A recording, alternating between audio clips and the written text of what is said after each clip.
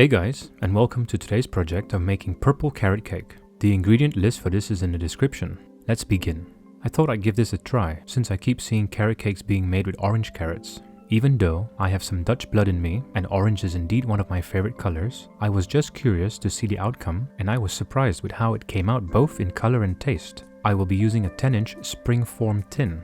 All you have to do is line it with baking paper, on the bottom and on the sides. This is how it should look like. I have a video on the top right corner on how and why we line a round baking tin. If you already know how to do that, you can skip the video and start preparing the nuts. A great carrot cake has texture in the form of nuts. A great nut would be walnuts. You can of course use other nuts such as pecans, hazel, and so on.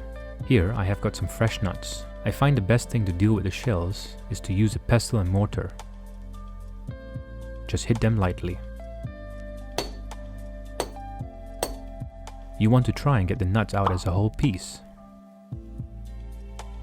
There you go, a nice half walnut. This will help you with the decoration later. Continue until you are able to get 105 grams of walnuts. Lay them on a baking tray. Toast the nuts in your oven at 165 degrees Celsius. Set the timer for about 15 minutes until you reach a nice light brown in color. If they need more time, just add 5 more minutes in intervals. Once they have a nice color, take them out and leave them in the corner to cool completely. Come back once they are cooled. Now select the best looking ones, the ones that have retained their shape. You will need 10, but I have chosen 11 just in case you decide to have one nut later. Put the rest of the nuts in a Ziploc bag. Take a rolling pin and smash them a couple of times. You can of course chop them, but not too small. I like the rough smashed sizing. Set that to one side for now. Next, take your mixing bowl and pour in 240 grams of sunflower oil, 100 grams of whole eggs or about 2 large eggs, 30 grams of egg yolks, 335 grams of caster sugar. Take your paddle attachment and your mixing bowl over to the mixer. Turn on your mixer onto medium speed. Let that go. We want the mixture to turn pale and light. In the meantime, take a medium bowl and place a sieve on the top. Pour in 225 grams of plain flour, 1 pinch or 5 grams of table salt, 2 grams of baking powder, 2 grams of bicarbonate soda, 2 grams of clove powder, 2 grams of nutmeg powder, and 2 grams of cinnamon powder. Give that a shake. Set that to one side for now. Next, onto the most important part, preparing the carrots. I managed to get these at my local grocery shop. I'm wearing a glove on my left hand because I don't want my hands to get colored. Take the ends away. Just look at that sexy hybrid color. It's a nice mix of orange and purple. Take a peeler and peel the carrot to reveal the purple goodness. Just look at my fingertips. They are colored already. Now take a box grater and grate with the big side. Just watch your fingers when you do this part. We don't want the cake to turn red. We need 175 grams worth of carrots. Let's get back and check on our mixer. That looks mighty creamy. The mixture had emulsified and is ready for the next step. Pour in the carrots, then the walnuts. Give that some folds with the spatula. Next, pour in some of the dry ingredients. Fold gently, and once it almost comes together and there's still a bit of some unmixed parts, pour in the rest of the dry ingredients. We do this to not overmix the batter, because as we mix, it will eventually come together. Now, take another bowl and pour in 80 grams worth of egg whites. Give that a light whisking until foamy.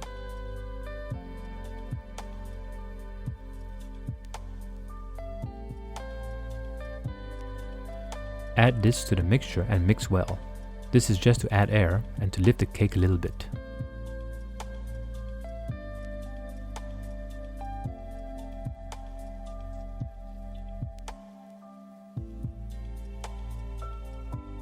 Pour the mixture into the cake tin that you had prepared earlier. Put it in your oven, set at 160 degrees Celsius for 45 minutes first.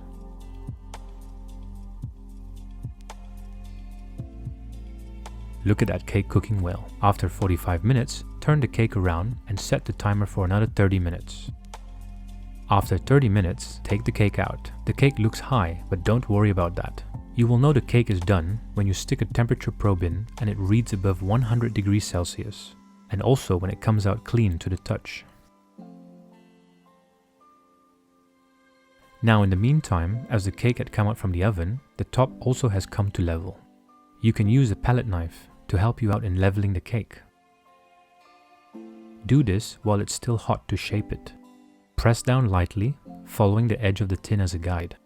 Now set your timer for 90 minutes. In the meantime, do check out my other videos on other sweet treats while waiting. After 90 minutes, we can release the cake from the tin.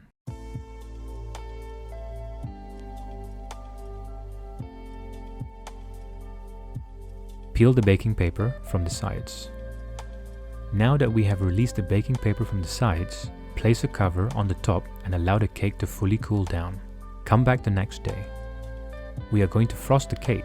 I'm using a cream cheese frosting. If you would like the recipe for this, a link is on the top right corner. The recipe in the video of the cream cheese frosting that I also have on my channel fits for one cake. We have to take the baking paper from the underside. Now in order to do this, you can use a plate, but I don't have to because I have big hands. Hold your cake and flip it. That was easy. Peel back the paper. Place it back on the baking pan, or if you have a cake board, you can place it on there too. Take your cream cheese frosting and spread it out evenly over the top of your cake. You can also do it with a cake spinner. I am doing it while turning the base of the cake on a grill rack.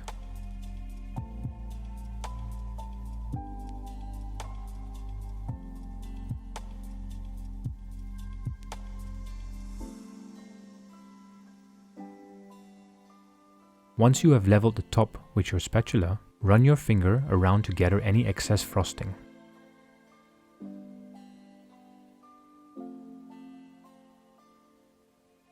Now, in order to make the top smooth, I am using a blowtorch. But if you don't have one, you can use a jug with hot water. Just make sure you wipe the water away.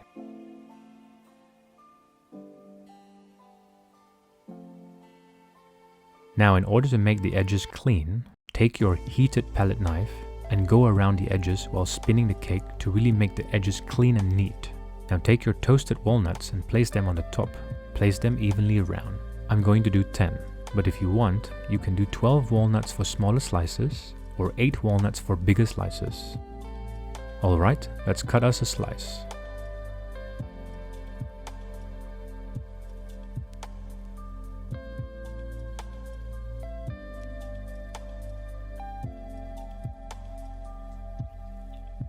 There you go, nice and evenly cooked on the inside. I like how it isn't entirely purple, nor is it entirely orange. It is a mix of both, and it is evenly dispersed.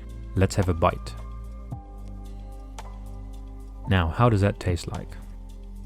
That is so wonderful. The creaminess of the frosting, plus the spices and light crumb texture of the cake all work together. The cake has an elevated carrot flavor due to the type of carrot. There is more flavor in using this type of carrot, and there is also an earthy tone to the flavor, giving it some dimension. You know what I find great about this? Is that there is about a 25% ratio of amazing cream cheese frosting to the cake. I only placed the frosting on the top to make life a little easier, but you, of course, could split the cake and make it cake frosting, cake frosting. This is definitely a cake worth trying when you are able to get hybrid purple carrots like this. Well, there you have it, purple carrot cake. And, as usual, it was a pleasure having you with us on this journey today. If you enjoyed what you watched, please leave a like, comment down below, and subscribe to be notified of upcoming videos, and we shall see you in the next one. Bye for now.